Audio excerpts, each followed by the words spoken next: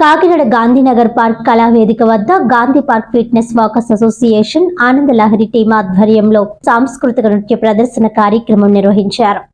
ఈ కార్యక్రమానికి ముఖ్య అతిథిగా ఎమ్మెల్సీ కర్రి పద్మశ్రీ నారాయణరావు, విశిష్ట అతిథిగా రాష్ట్ర BC corporation director doctor చప్పడి Venkateswararao పాల్గొని మాట్లాడుతూ భారతదేశం సాంస్కృతిక సాంప్రదాయాలకు పుట్టినిల్లని, భరతనాట్యం, కూచిపూడి అలాగే యోగా వంటి అనేక సాంస్కృతిక కళలు భారతదేశంలోనే పుట్టాయని అన్నారు.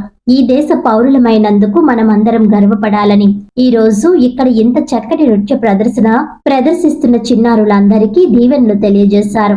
అదే విధంగా ఇంతమంది చిన్నారులకు శిక్షణ ఇచ్చి ఈ కళలను బ్రతికిస్తున్న గురువులకు ప్రత్యేక ధన్యవాదాలు తెలియజేశారు. నిత్యం ఎన్నో ఒత్తిడుల మధ్య బ్రతుకుతున్నామని, ఇటువంటి కార్యక్రమాలు చూసినప్పుడు ఒత్తిడి తగ్గి మానసిక ప్రశాంతత ఉంటుందని, కళలను కాపాడుకోవడం మన బాధ్యత అని అన్నారు. ఈ ప్రదర్శన ఇవ్వడానికి వైజాగ్, పాడేరు మరియు ఇతర ప్రాంతాల నుంచి ఎంతో దూరం నుంచి ఇక్కడకు వచ్చి చక్కని ప్రదర్శన ఇచ్చిన చిన్నారులందరూ భవిష్యత్తులో ఎన్నో మంచి మంచి ప్రదర్శనలు ఇవ్వాలని కోరారు.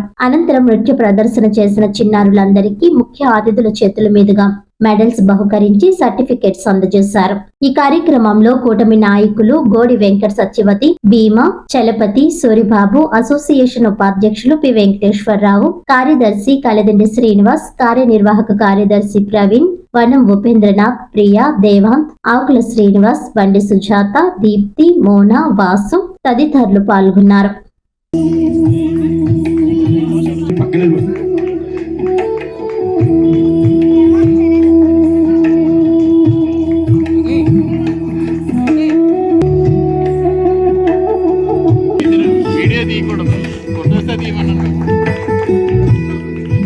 అలాగే చలపతి గారిని కూడా ఈ సర్టిఫికెట్లు చిరంజీవులకు అందించాల్సిన కోర్సును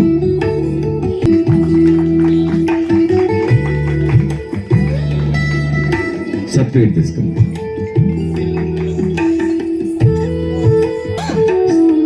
సుజాత గారిని మెడల్ అందించాల్సిన కోర్సును వెంకట గారి రిటర్న్.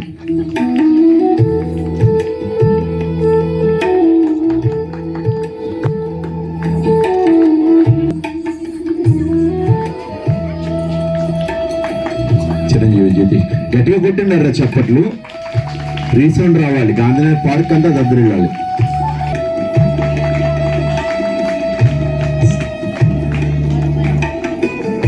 శ్రీతులు సూరిబాబు గారిని కూడా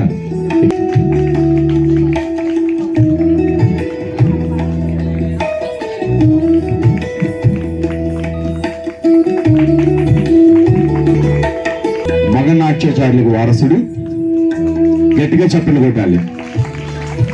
మగవాళ్ళు నాట్యం నేర్చుకోవచ్చు అని చాలా మంది అడుగుతుంటారు, నేర్చుకోవచ్చు అని చెప్పడానికి నిదర్శన అబ్బాయి.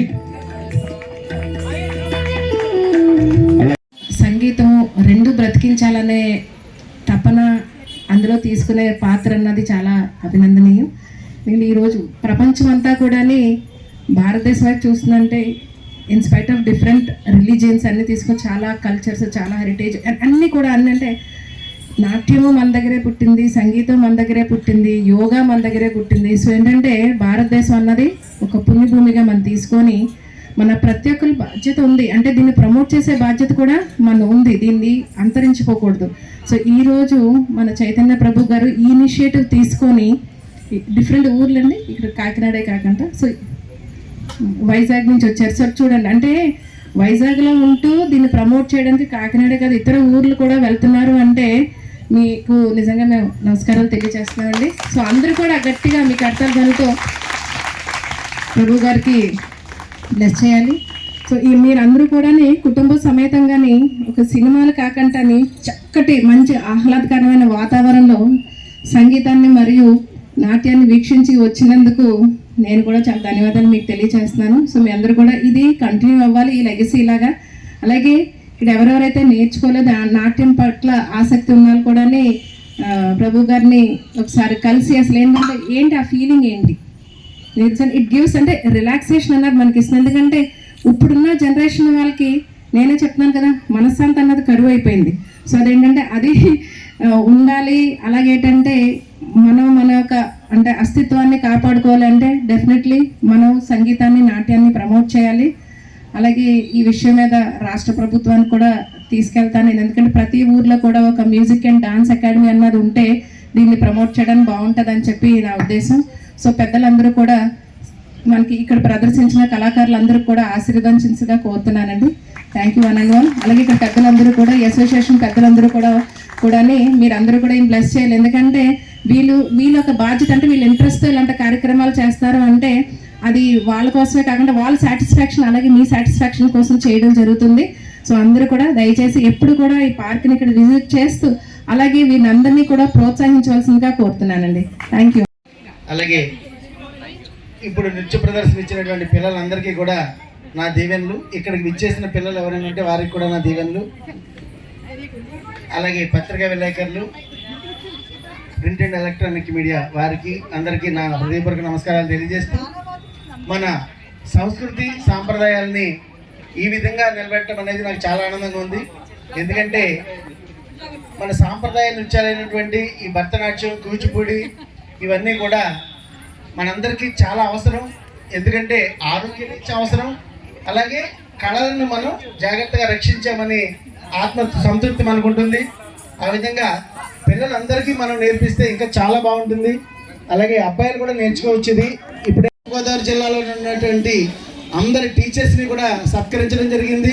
అలాగే వైజాగ్ నుంచి ఇటు 4 జిల్లాల్లో నుంచి అతిథులందరూ రావడం జరిగింది. అప్పటి నుంచి మళ్ళీ అటువంటి ప్రోగ్రాం చేద్దామని అనుకున్నా కూడా ఈ 20 ఏళ్లలో నాకు వీలు కాలేదు. భగవంతుడు అనుగ్రహిస్తే మళ్ళీ అటువంటి ప్రోగ్రాం చేయాలని నాకైతే తపన ఉంది.